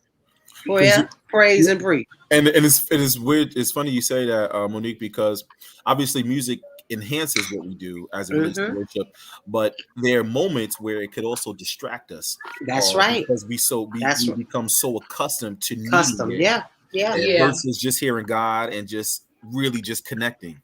Because that, again, that's what they're gifted to do, and it's not to knock them, but again, we use that as a crutch sometimes. You know what I mean? That's right. Yeah. Okay, guys, we got one more question. Hey, y'all. Oh, no. Tracy. I have a question, y'all. I'm gonna see y'all later. Now, as y'all know, Father's Day just passed, or whatever. And I had a nice dinner over my house. It was me, my husband, and then we invited the pastor over and his wife, and my sister and her husband. Everything was real, real good. The only problem was my sister made the punch. Yeah, generally when she make the punch, she might put a little wine in it or whatever, and we'll put fruit at the bottom of our glasses, because we sophisticated. But this time, this girl told me she put in there some 1800 and something else. I don't even remember. But when I tasted the punch, it tasted just like. I'm sorry. Yeah. Hold on. Kevin made me hit it. Okay, I'm sorry, y'all. I swear, every time I call with my question, my phone ring. I be like, oh, what y'all want? Anyways, the devil is a liar. But so the punch tastes like Kool-Aid, y'all. So I didn't think nothing of it. But I am like, I'm so mad at that girl. Because I'm like, why would you do that? My first lady telling everybody, it's my fault. I got the pastor drunk and all that. And so I'm just like, I didn't know. It tastes like Kool-Aid to me. And apparently it tastes like Kool-Aid to him. So I'm like, honey, don't be blaming me. So what y'all think? Is it my fault or do y'all agree it's my sister's fault? Let me know. Thank y'all.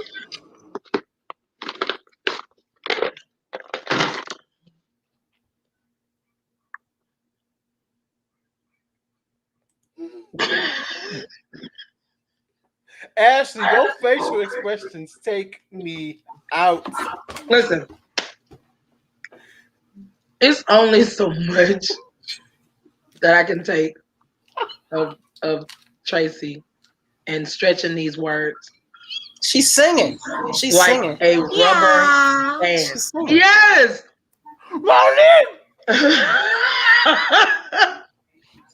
Oh my God. God, this lady is watching. I like her, but I want her to just talk the questions and don't sing it. She got the Skylar voice without doing. Oh God! Tell her not to sing now. Hey, Monique, Oh my I am God. weak over here. Jesus! Oh my God! I can't even hear the question with all of this. I don't know what the question is. I don't, Anthony. Is it her fault that the pastor got drunk because her sister made the punch and put something strong in it, but it tastes like Kool-Aid? That means, first of all, she's used to that. She's accustomed to the taste. So I they knew the pastor was coming over. They shouldn't have put it in there. What, Kobe? The devil is a liar. Why are you bungee jumping off of all of these words? I don't Oh my understand. God, it's just whining. Yes, It just all kind that of takes whining. away from the seriousness of the question because of the way I know that it ain't gonna be no serious question after all of that. Yeah, So wait a minute. I can't, bro. Well, she said that her and her sister usually put wine in it, and then they put fruit on the bottom of their glass because they sophisticated. No. We're gonna say this right. We're gonna get this right. She said we're sophisticated. Girl. Oh God, it just went through me. Lady. It went through me. When every time I get that message every week, I'm so tickled. I'm like, oh, I want to play it first every time. Of course you Please are. listen. You got to give us 1 week where Tracy is doing good. I'm like Savannah. Now, 1 week she ain't gonna have no problem to ask about. She gonna have to be all right. Tracy, I want to know, because I know you watching. I want to know why you never comment in the comment box. Is she really watching? Yeah, I'm sure. Well, Miss Tracy, we sure appreciate your support and your watching. Means a lot. I want to be sophisticated too. But girl, like she's the only person I know that stretches every word. It takes her so long to get her question It's like vocal mozzarella. Like every word she says, vocal mozzarella. It's like vocal mozzarella. Everything is just stretched. When you think it would end, it just keeps. But Ashley, when she say the words, your face, we be looking with the word. I be confused. I be like, why are you stretching this word this long? Wait, remember the one caller who she calls in often too? Her name is Tamara. How she said Ashley? Tamara. Just like that. She always spell it out for us. Like we can't spell. Now I love her. I love her. But okay, so she's saying they're used to putting wine in it, but she thought it was just Kool-Aid because that's what it tastes like. You know, you got to be mindful when you having people over your house, especially the pastor. You know, if you got to go in there, just get sodas, you know, or get cans. I don't know. don't try to be mixing nothing in a keg. No. Just stay away from that, because I think that looks really bad that your pastor came over there thinking he was drinking some sort of Kool-Aid punch and he was drinking 1800. But the pastor had to know if he gonna sit there and sip it up. Especially if it's She strong. said that it tastes just like Kool-Aid. Let me tell you something. I don't care. No, come on, come on. 1800 tastes like no Kool-Aid. And the pastor's used to it too. Come on. You think you so? don't sit there and slurp that up. You know something in it. You come on. Who you think you're fooling? Pastor ain't fool nobody. Well, you can tell when there's a little bit of something. Yeah. So the pastor like a little wine?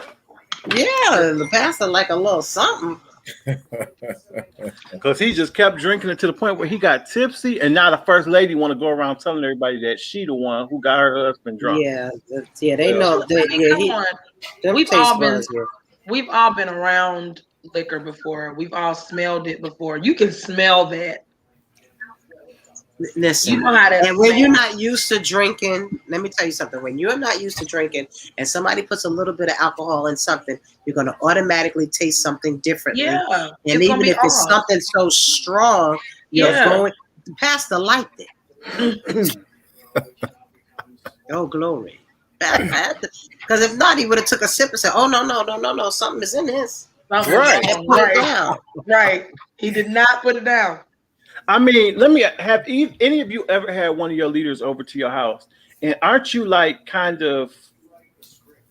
Oh, hey, Fred Collymore, excuse me.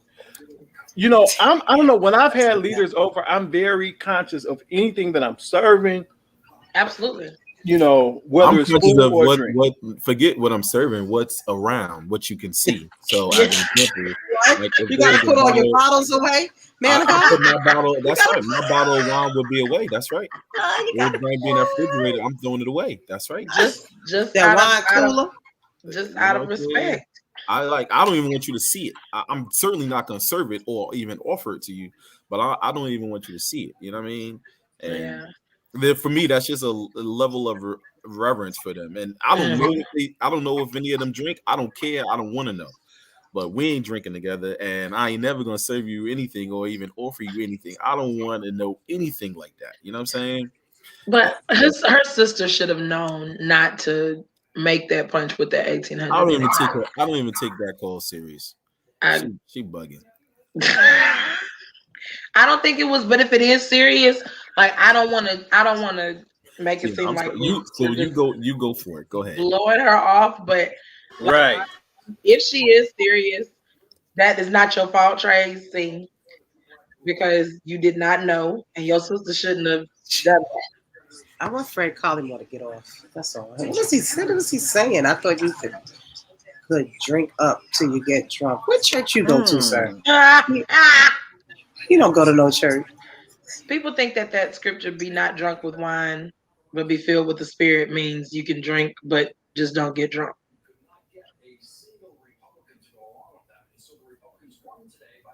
Isn't that spiritual? No, he meant to say scriptural. This man, I'm gonna tell you, he don't know no Bible. This is one of my friends. He don't know no Bible. He Catholic, or he reading the I don't know. Said he's Catholic. He ain't reading no Holy Bible. He reading the Quran or something. Just don't pay him no mind. I cannot with Monique. And some people just come with crazy stuff. Oh, you cannot be reading the Bible. You're reading something. You're reading Reader's Digest. It's not scriptural. Don't Monique, not Reader's Digest. Not in there. Reader's Digest. Come on, that's what I read. Oh, sir. Monique. He said, that's what I read. You have got to stop weakening me. Hey, real quick, guys. I know Joe couldn't make it tonight, but Joe has something really exciting that's happening as well, and I don't want to leave him out, guys. Take a look. Kid in the neighborhood, drug dealers were like celebrities. People know me from Maserati Rick, which was my stepfather. He said that's all he wanted to do was to sell drugs, so that's what he pursued. My mother is Tracy Cowan. She grew up in that lifestyle. I was used to having material things. She done came across a lot of money. I used to see cocaine, yes. Drugs, yes. We didn't grow up seeing people getting up to go to work every day. My mom was dating a guy and he had drugs. Started stealing his drugs and selling them. Some of the females share the mentality of the males, which is you're just living for today. My mom got caught up. You can't hustle scary. If you gonna do something, you gotta be 100%. We knew it might have been dangerous, but we weren't like scared of the danger. And having those kind of men, I could be dead in jail. They were coming after us. And the only way I know how to maintain is back to the streets. However big or small the situation is, it's still some consequences.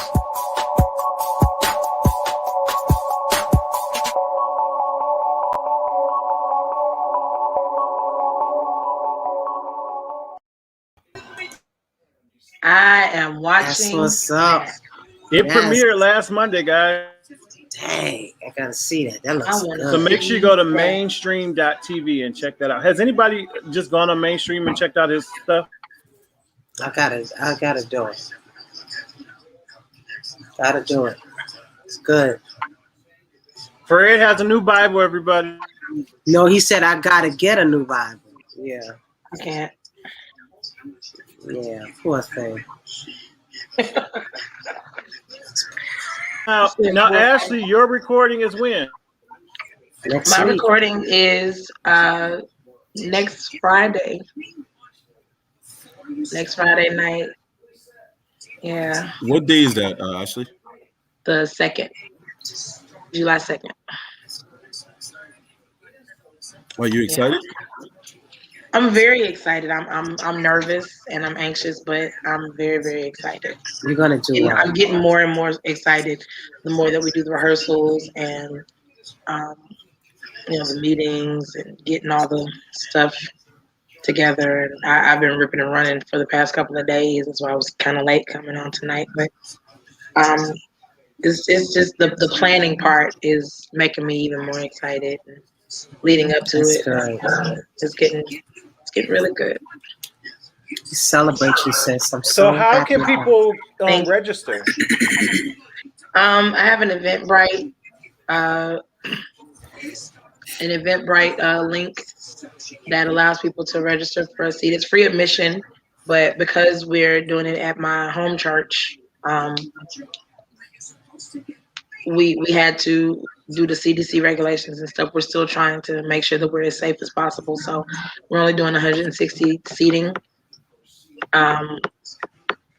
So we have everybody going to the Eventbrite to register and reserve their seats and stuff. Like Ashley, make sure you give that to Pastor Ron so you can put it up on Eventbrite next week. Okay. So we could just get onto it. Can we watch that virtually? I'm trying to set that up. I'm trying to set that up where it can be done virtually. That'll be great. Yeah, if it's virtually, that would be great. Yeah. And then we can see so virtually. Yeah. That's right. Yeah. Bishop, where you at? We need to make it happen. Is he on here? I haven't seen him today. Well, what is his problem? Listen, people are busy, Ashley. The people are busy. He is. Now, Anthony, we know you just did your recording. Can we expect any new music anytime soon? Yeah, I hope so. I need to. I'll say it this way: when you're partnering with other people, and you no longer have full control of everything, you kind of gotta, go at different folks' pace, not just your own. So we gotta figure out the next single, figure out what we're gonna do, and try to push that, and then work on the actual release date of the album, which I'm super, super, uber excited about. Were you excited? I should do a record featuring the whole Pew. That would be dope. For sure. We would Say love it that. again. Your phone broke up. I said I should do a song featuring everybody on the Pew. That would be fire. I would be honored. Actually, just say it and we there. I got you. I'm gonna send y'all this track. Don't play with me now. Listen, don't threaten me with a good time. I'm in there. I'll be scared to death. Like that right now. I'll be scared to death. Monique. Oh, please. Right. She'll be in there teaching all of us how to sing for real, for real. I was trying to get the legend at the recording actually, but I think. Thank you, Kobe. Come on here. At what recording? At my recording, I sure was getting. I said, "Kamani, where's Monique?" He's like, "Oh, I'm sorry, AP. She had an engagement." I said, "I really wanted her." What was the date? It was June 5th. You were somewhere. But why you inboxing me? Because Kamani said you already had a date already. So I was like, yeah, but always double check. Okay. Always inbox me. I mean, yeah. You don't have my phone number? No, but I'll get it. Yeah, just definitely. I'll send it to him, Mo. Yeah, send it to him. Yeah. I can't remember what I was doing. I did have an engagement. I don't think I had. I had it, but I don't think I have it anymore. If that's okay. I don't always have to come to sing. I could just come to support. No. I need everybody to know that. You to do. Yeah, I wanted you just to be let there. Me support. Yeah, that's so rare. Yeah. I'm going. I'm going. I need people to understand that they can go. Artists, you can go somewhere and not have to sing. You can sit in the pew. Yeah, I enjoy some things. I just want to understand that. So funny story. Zeb came. About 2 weeks beforehand, he texted me and said, "Hey, I just need you to understand. Do not call me up to sing. I know you like to pass the mic." And I said, "Okay." So I left it alone. I said, "All right, cool. I respect your wishes." So about 2 days beforehand, he then says, "Hey, I just want to send you another reminder. Don't call me up to sing." I said, "Now, Zeb, you already told me." He's like, "Yeah." He said, "But it's your friends who like to try you." And he said, I don't want you to call me and that music playing and I'm looking at you like you're crazy. I said, all right, lesson learned. So no, I said that to say I want to call you up, Lady Monique. I just wanted you to. Yeah.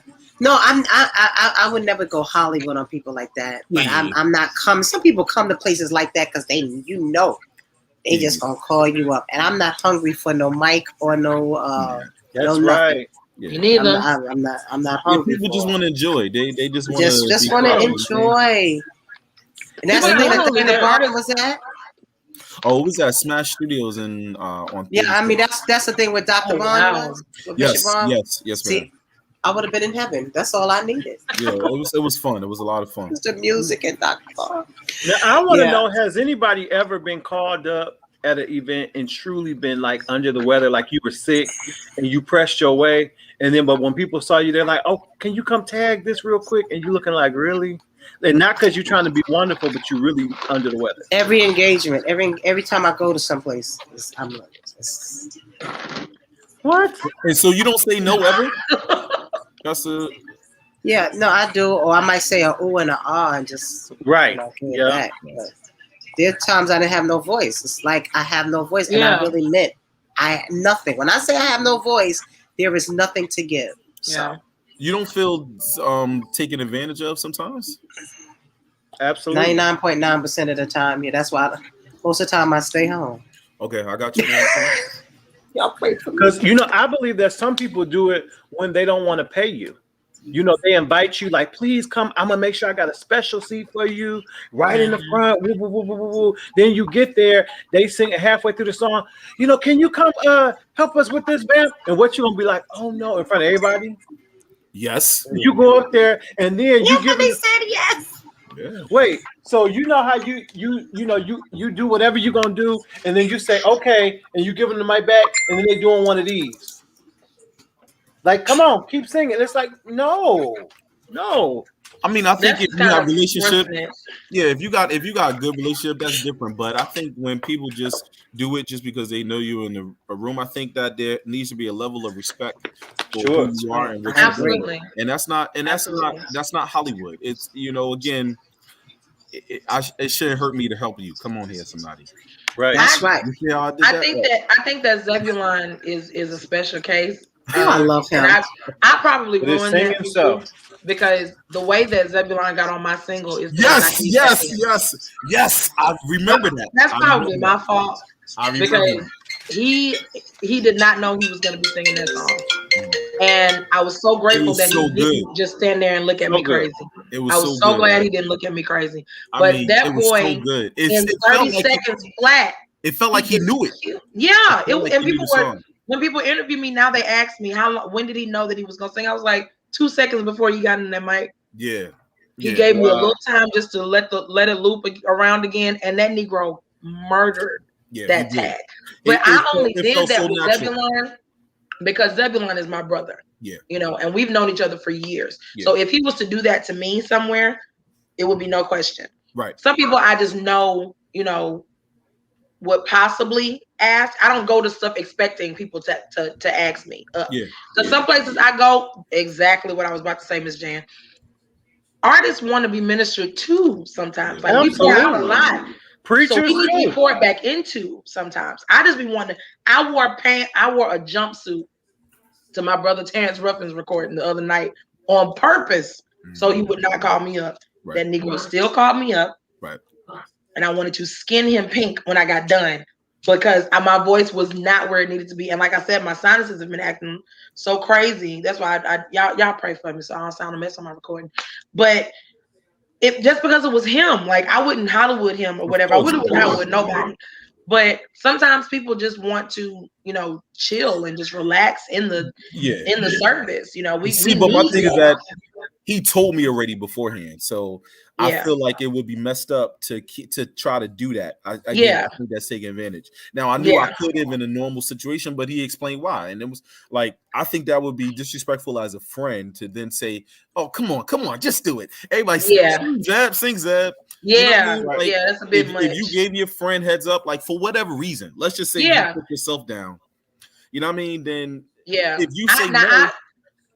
I actually tell people ahead of time, you know, now if you come and I put a mic in your mouth, don't say nothing crazy. And then that's your opportunity to tell me. I give heads up. Don't do that. You know? Exactly. You know, if I see you in the audience, I'm going to put a mic in your mouth. That's right. You know, and if you don't want that, I understand. But just let me know now. That's right. I'm that kind of bold with you and tell you if you're there, you're going to sing. So if you don't want to, tell me now. Yep. And you know, I'll leave you alone. Yeah, same. That's actually what I did, but he actually got to me before I got to him. And you know, there's some people again with your relationship, you just know you could just call them. You know, I 100% respect that. You know what I'm saying? But let me ask this. Have y'all ever been to a place where it was an engagement going on and it was full of singers and musicians in the audience? And you knew somebody wanted to be called up because they kept singing loudly throughout. I can't sing. Every time the music break, bum, bum, bum, bum, bum, woo! It's like, sir, ma'am, stop. Like they want somebody to hear them. Yeah. And then when they finally get the mic, they don't do nothing. Except that same run they kept doing all night. The same. That's all they got. Yep. I have been to those places before. It just seems so see me sometimes. Like some people just feel it, you know, as singers, we gonna hit a riff every now and then because we feel it. But the whole night that you sitting in here, you gonna sing this loudly and stuff like, child, pass me this mic. Because apparently you don't hear me down here. Right. That's just always a funny situation to be in. It is. But before we get out of here, y'all, I want to show a quick clip of somebody who is so saved, and I just love her so much. And let me just show it. Miracles when you move, such an easy thing for you to do. Your hand is moving right now. You are still showing up at the tomb of every Lazarus. Your voice is calling me out. And right now, I know you're able. And my God, come through again. You can do all things. You can do all things but fail. 'Cause you never lost a battle. No, you never lost.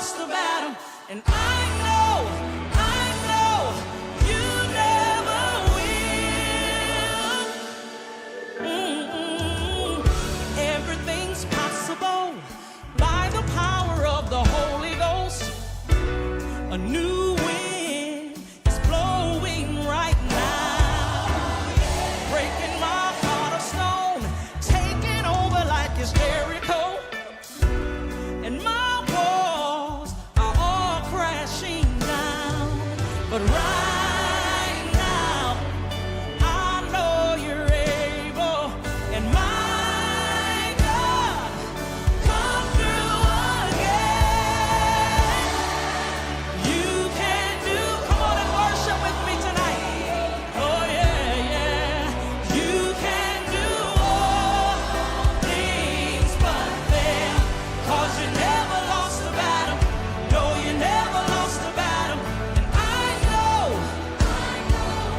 you never will. You can do all things. Oh yes, you can. All things but fail, 'cause you never lost. I know you never lost the battle. You never lost the battle. You never lost the battle. You never will. You never lost the battle. You never lost the battle. You never lost the battle. Never. You can do all things but fail. Woo! Let me tell you something. She saved. She She saved. is saved. Do you hear me? Her and Jesus, like right here. Yes. She be in his lap all day. Yes. There's so much that I can say about this woman. First of all, she is some kind of Holy Ghost vampire because she has not aged A day. one day. Like I know that he'll beautify the meek with salvation, but she's working on somebody else's salvation at this point. Like you should have aged a little bit. Now you still look the way you did when you was doing addictive love. Right. Ain't nothing changed with your hair. But she's just absolutely amazing. She's so powerful. I love how sweet her spirit. Like you just want her to hug you when you come across, when you see her on TV. I've never seen her in person, but she's always been one of my favorite singers on planet Earth. So I know it takes a lot for me to fan out, like really go there. But if I saw her, I would probably burst into tears just because her spirit permeates the pureness of God. Like she's so sweetly saved, like the old folks used to say. She's really sweetly saved. But the thing that choked me up about that video is that one of her singers, her name is Alicia Brown, had a hemorrhagic stroke in February. And she was in a coma for about 2.5 months. Wow. And she is awake and talking now. And like getting back to her old self again. And it's just amazing. Like she's a complete miracle, and she's had everybody around this country praying for her because she was such an impactful singer, lead singer and BGV for so many people, Amy Grant and CeCe and all these other people in the CCM where she was singing with Dietrich Haddon for a little while. And that was when I met her, when she was singing for Dietrich Haddon. And she's just one of the sweetest people ever. So to see her bounce back from that, like she's a walking miracle. So it was such a beautiful thing to see her ministering right then. But yeah, CeCe Winans is everybody's auntie. I think she's everybody's spiritual godmama. Yeah. I just want to sit with my legs crossed in front of her like this and just listen to her talk. Yeah. Like anything she says, I'm just gonna listen. And she's actually a skillful singer. Because she's so anointed, she doesn't have to do a whole lot. She doesn't. And she stays in her lane. She knows she's not like a high soprano. So she works that alto range, her mid range. Like it's just amazing to hear her do what she does. And she's not a lazy singer. She still gives you technique. When she sings. But she's dope. I love her. She's got my vote. CeCe for president. I just thought that was a great way to end the show because she's just, she's amazing. All right. Well, thank you so much for being with us again, Anthony. I hope that you won't say no next time I ask. And Man, it's my pleasure to be with y'all always, for real. so much fun. Sorry, guys. Pastor Monique had to fly. You know, she's always got stuff going on. But we will see you guys next week. Same time, same place. Go with God, and He will go with you. No. So safe. So safe.